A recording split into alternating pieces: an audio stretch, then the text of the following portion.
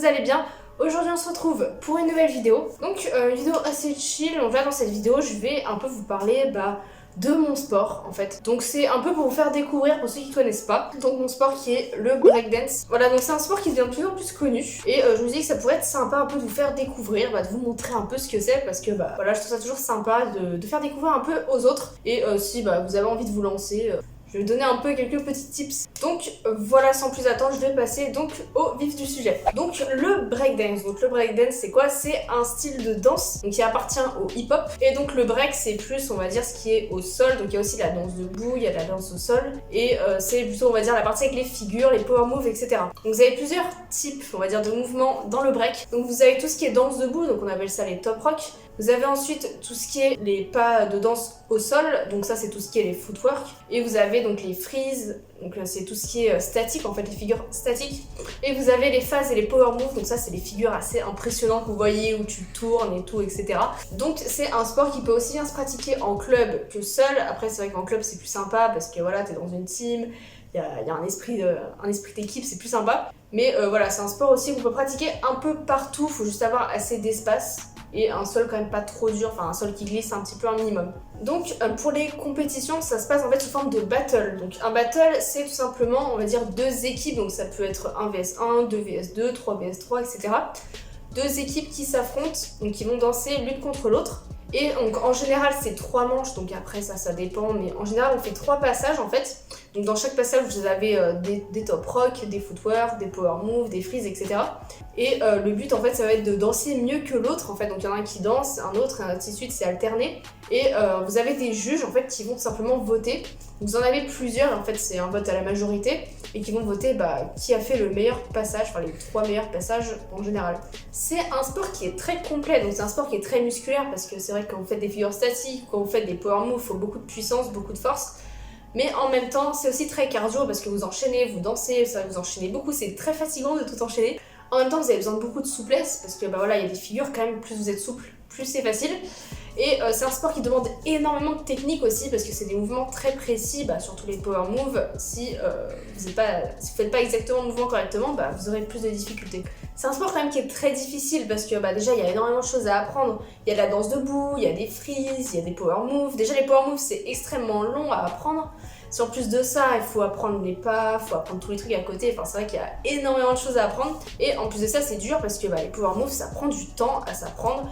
Et vous pouvez pas commencer, en fait, quand vous commencez le break, vous pouvez pas tout de suite apprendre des power moves parce que ça demande quand même une certaine condition physique. Ça demande un certain renforcement, aussi bien musculaire et les articulations aussi. Donc voilà, après c'est des choses vraiment qui s'apprennent sur du long terme. C'est vrai que pour avoir un bon niveau en break, il faut pratiquer pendant longtemps. Donc voilà pour le break en général. Donc je vais vous présenter un peu mon parcours. Donc voilà comment j'en suis arrivée à faire du break, comment j'ai évolué, etc. Donc je me suis inscrite, ça c'était le début du collège à peu près. Je me suis inscrite dans un cours de street dance. Donc street dance, donc c'était un peu un mélange de hip-hop, il y avait du break. Après il y a quand même pas mal de break, il y avait pas mal de figures. Mais en termes de danse, en tout cas on faisait des chorés tous ensemble, on faisait beaucoup de hip-hop surtout. Mais il y avait quand même un petit moment où on faisait des figures. J'ai pas énormément progressé pendant ces années-là, parce que déjà on n'y allait qu'une fois par semaine, c'était un cours par semaine. Et en plus de ça, je me souviens j'avais cours le samedi matin et c'était le samedi matin. Enfin, j'avais cours un samedi matin sur 2, donc en fait, je venais un cours sur 2. Donc voilà, niveau progression, je faisais plus ça en mode loisir, quoi. Il n'y avait pas vraiment de progression. J'apprenais un peu les bases, si j'avais appris quelques freeze et tout, mais voilà, il n'y avait rien de fou non plus. Et d'ailleurs, c'est pendant cette période-là que j'ai fait mon premier battle, mais j'avais un niveau un peu éclaté. Du coup, forcément, on a perdu, mais c'était quand même une super expérience. J'ai pu tester un peu l'univers des battles, c'était sympa. Ensuite, donc, j'étais trop grande pour ce club, parce qu'il y avait quand même une limite d'âge et je commençais un peu à grandir. Donc, je me suis inscrite dans un autre club où là, c'était un peu la même chose. Donc là, c'était hip-hop, break. Donc, on faisait quand même pas mal de break, mais on faisait toujours des chorés en fait tous ensemble. Donc, moi, j'avais pile poil la limite d'âge, en fait moi j'étais un peu limite, j'étais toujours la plus grande, j'étais toujours avec des gamins. Donc voilà, mais on apprenait quand même un petit peu à faire des figures, à faire des équilibres, des frises, etc. Donc j'ai quand même un petit peu progressé pendant cette période-là.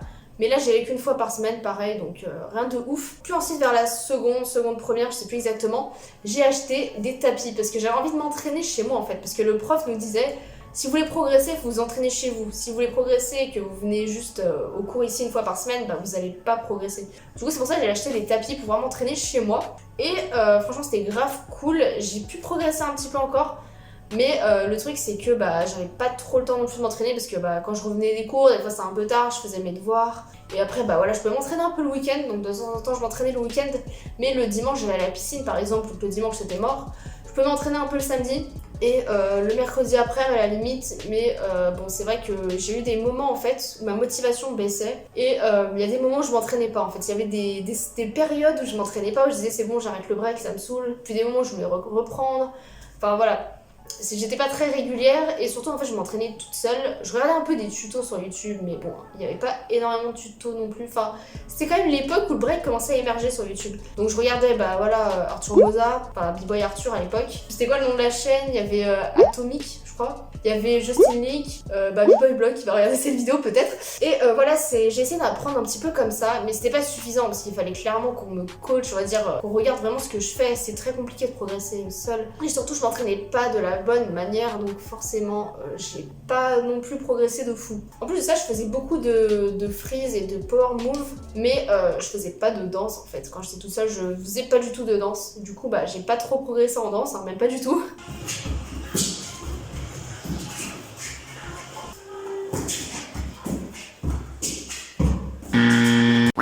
Et le truc aussi c'est que je me suis attaquée au power move, j'ai tout de suite voulu essayer d'avoir la coupole, Thomas, etc.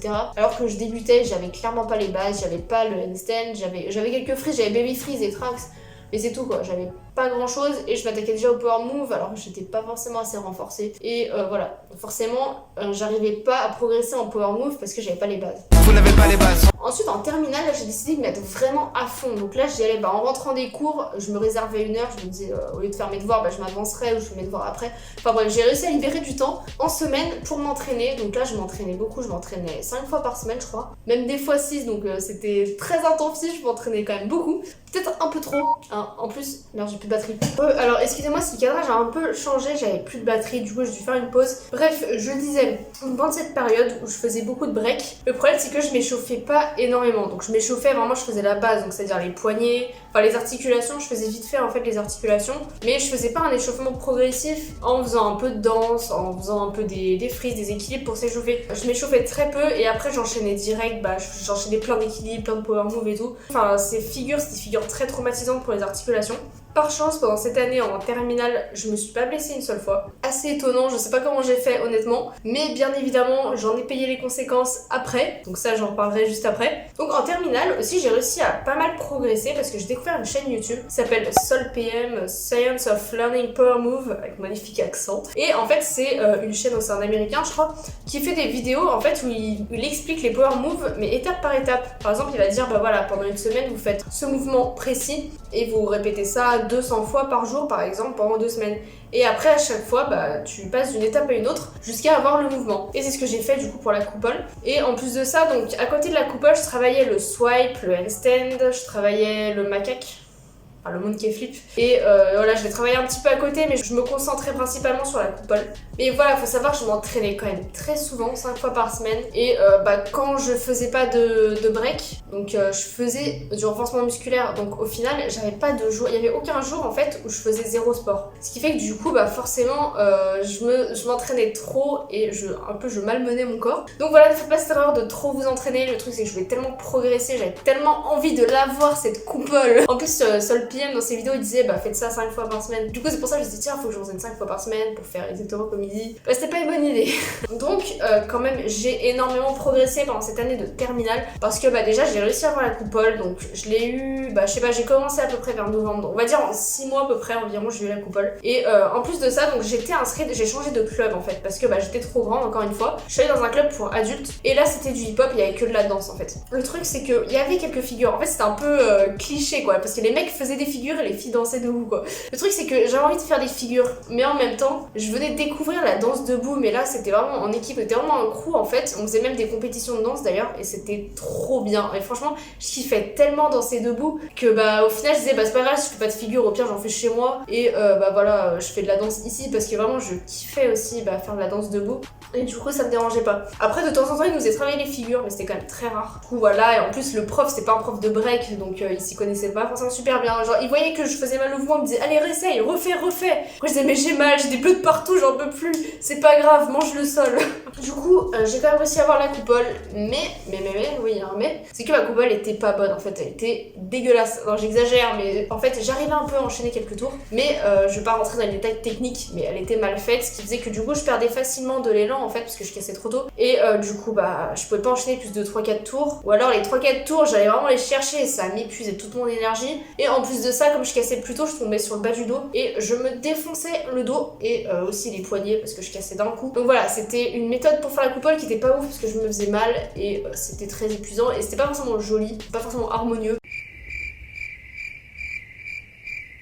Mais voilà, on va dire que je savais la faire, mais c'était assez approximatif. En plus, quand j'ai appris la coupole, j'ai fait tellement d'erreurs. Genre, j'ai fait plein d'erreurs en fait. Pour les corriger, c'était très difficile parce qu'en fait, quand je faisais la coupole, je répétais le même mouvement plein de fois. Franchement, des coupoles, j'en ai saigné, j'en ai fait je sais pas combien. Et à force d'en faire, ça apprenait mon cerveau en fait à faire ce mouvement, ça crée un automatisme. Et le problème, c'est que si je me rends compte que je me suis trompée, que c'était pas ça le mouvement, après pour défaire cet automatisme, c'était très difficile, c'était très long. Et bah, même aujourd'hui d'ailleurs, quand là je suis en train de réapprendre la coupole correctement, et pour vraiment me défaire de mes vieux mécanismes, c'est pas évident. Ensuite, ma première année d'études supérieures, donc l'année dernière, j'ai commencé donc à m'entraîner ici, donc dans mon appart, et en plus de ça, il y avait l'association sportive dans mon école, donc il y avait une salle, par exemple la salle d'escalade, bah j'allais m'entraîner là-bas. Alors c'est vrai que c'était très ouvert, tout le monde pouvait me voir, même ceux par exemple qui étaient à la salle de muscu, ils me voyaient d'en haut, ceux qui faisaient du handball à côté, ils me voyaient.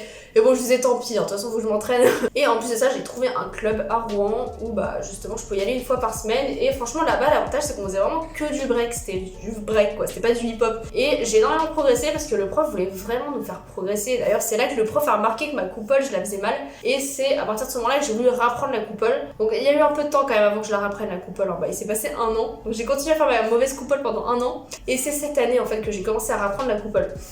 Donc l'année dernière quand même j'ai pas mal progressé franchement, parce que bah voilà, j'ai appris quand même de nouveaux mouvements. Mais forcément, comme je vous ai dit tout à l'heure, bah, j'en ai payé les conséquences de mon année de terminale où je me suis rentraînée sans bien m'échauffer et surtout sans avoir les bases. Donc bah, je me suis blessée. Je vais pas vous faire la liste de toutes les blessures que j'ai eues, enfin je peux faire une liste vite fait.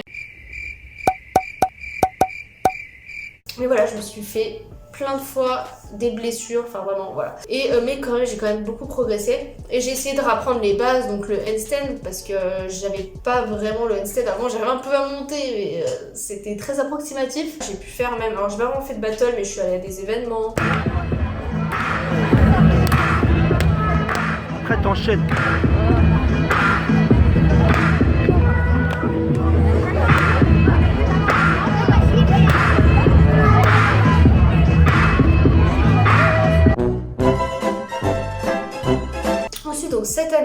Donc cette année, j'ai réappris à faire la coupole, et là je suis en train de réapprendre à la faire, donc je l'ai pas encore. J'ai vraiment du mal en fait à changer cet automatisme que j'ai.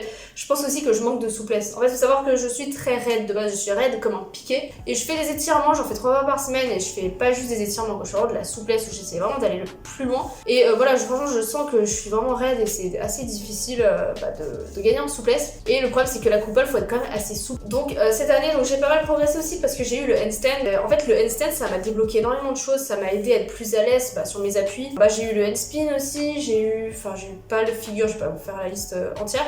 Et aussi je me suis mise à la danse, la danse, les footwork, les top rock. Je m'y suis mise cette année, on va dire à peu près en novembre. J'ai pas fait les choses dans l'ordre, mais voilà, je rattrape ce que j'ai fait avant. D'ailleurs aussi j'avais un début de Thomas l'année dernière, mais j'avais presque un tour, mais j'ai dû arrêter parce que à cause de mes poignets justement, et je sais pas trop quand je vais reprendre, je vais juste attendre un petit peu.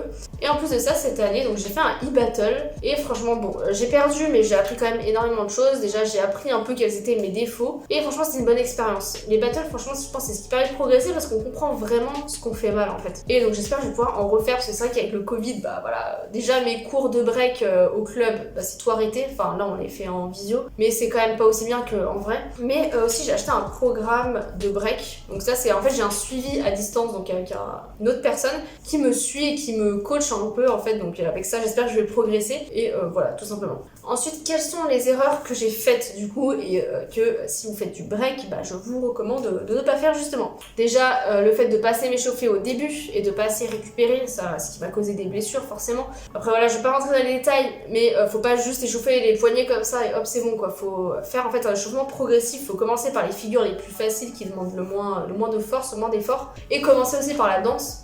par tout ce qu'il y a danse au sol, donc c'est commencer un peu par du cardio, mais pas direct entamer des coupoles au bout de 15 minutes de séance. Et la récupération, au moins avoir un jour de repos dans la semaine où je récupère ou je ne fais pas de sport. Après c'est vrai que heureusement d'ailleurs je faisais du renforcement musculaire, ça m'a aidé à renforcer mon corps pour mieux réussir les mouvements et moins me blesser en fait. Ensuite clairement j'ai commencé dans les heures, j'ai commencé par les power moves. J'ai pas taffé la danse, en fait faut commencer par la danse, vraiment les pas de base, les top rock et tout. Enfin j'avais vraiment les bases mais je les avais pas non plus à 100%, je les avais vite fait quoi. Je les maîtrisais pas bien et vraiment maîtriser ces bases à 100% jusqu'à être hyper à l'aise et que ce soit presque parfait en fait. Surtout tout ce qui est équilibre, franchement l'équilibre ça débloque tellement de choses, c'est abusé. Et aussi forcément en attaquant direct les power moves j'ai perdu énormément de temps parce que j'ai mis 6 mois pour apprendre la coupole, bon encore ça va, c'est à peu près dans la moyenne, mais après pendant 1 an et demi j'ai continué à faire la coupole comme ça et là je me retrouve à devoir apprendre la coupole, donc ça fait depuis la terminale, je sais pas, ça fait 2 ans et demi que j'essaie d'avoir la coupole au final, donc